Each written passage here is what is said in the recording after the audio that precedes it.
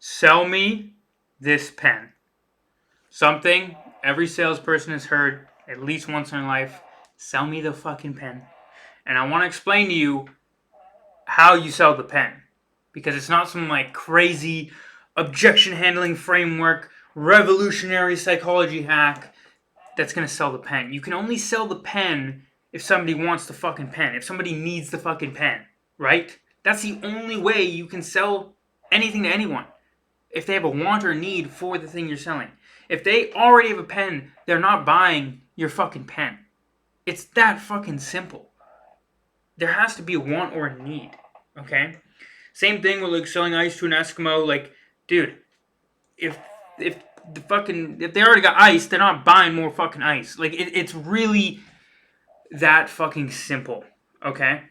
Um, and sales does not need to be overcomplicated. It certainly gets overcomplicated if you start going down the fucking rabbit hole of like, objection handling, manipulation tactics, and all this shit. But like, really, truly, your job as a salesperson is to help someone make an optimal decision. So, for example, right? If you were trying to sell this pen to someone, and you're like, yo, bro, do you want this pen? I got this pen. Do you want to buy this pen? And they're like, I already got a pen. You're like, okay, well, you probably don't need this pen then, right? But if they're like, yeah, I already have a pen, but it actually, is it broken? It doesn't write anymore. Sure, then it's time to have a conversation about, do they need this pen? Okay? Or if they're like, you know what, yeah, I have a pen. It's a black pen, but I really want a blue pen, right? Is your pen blue? Like, oh, yeah, it's a blue pen. Now you can have a conversation about like maybe selling the pen to someone. So there's an element of discovery, right? I'm basically going to explain how you do sales here. You need to figure out through a discovery process if what you have is what they want or need, okay? And I know a lot of people start thinking like, well, can you manufacture this want or need? And that's more of a marketing job than it is a salesperson's job.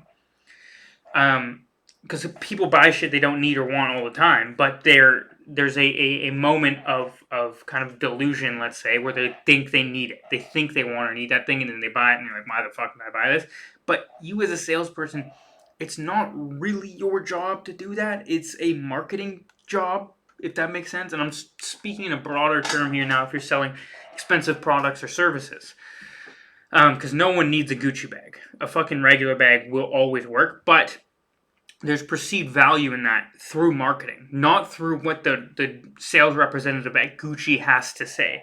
You as a salesperson are just there to see what it is that they are looking for. Why do they feel like this Gucci bag is the most important thing that they need to buy right now? Does that make sense? Hopefully. So, how you sell the pen, going back to this, analogy here, is through a discovery process. Figuring out, okay, why do you want a pen? What about this pen? What about your current pen isn't working for you? What about this new pen might be of interest for you? Do you have any resources to write with the pen? Like, do you have the paper, the ink, right? Those are good things you can sell, right? Say you do talk to someone, they're like, dude, I have a pen, super satisfied with my pen. Okay, well, do you have paper? Do you have ink? You're like, oh, actually, I love this pen so much, but I don't have any way to refill the ink. That's what you want to sell, right? So, I know I'm just giving like high-level overview here, but I'm saying this all to say, you as a salesperson should spend all of your time and energy focusing on finding what people already want, okay? Because let's face it, most people are not going to buy your pen because they already have a pen. Pens are not this like crazy big thing. And specifically with remote sales and high ticket sales, if you spent all your time finding offers and opportunities that people already want, right? If you just sold better products, better services, you're going to make more money.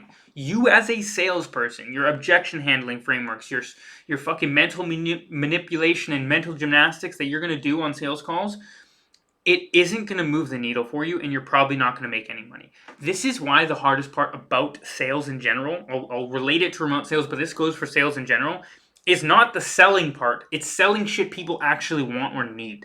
That is the hardest part. So if you have something that people want or need, and they can see the value in that, whether that's from the marketing or their own conclusion, which is obviously going to be influenced by marketing. They will buy what you want, and you don't need to do all the mental gymnastics to convince them that they need this. I hope this makes sense for you now, at least. That all your time and energy should be spent in finding good offers to sell, good opportunities. That means the sales funnel is dialed, the sales process is dialed, the marketing is fucking dialed, right? People are already purchasing that product. You are just another cog in that process. And then you get a commission for that. You shouldn't be the one who's making the sales. You're just there to help facilitate the optimal decision for the potential buyer. That is your job as a salesperson, and it couldn't be more fucking true in remote sales or high ticket sales, whatever you want to call it. Okay, bit of a rant here, bit of a yap here, but that is how you sell the pen. I hope this makes sense. So, sell me the pen.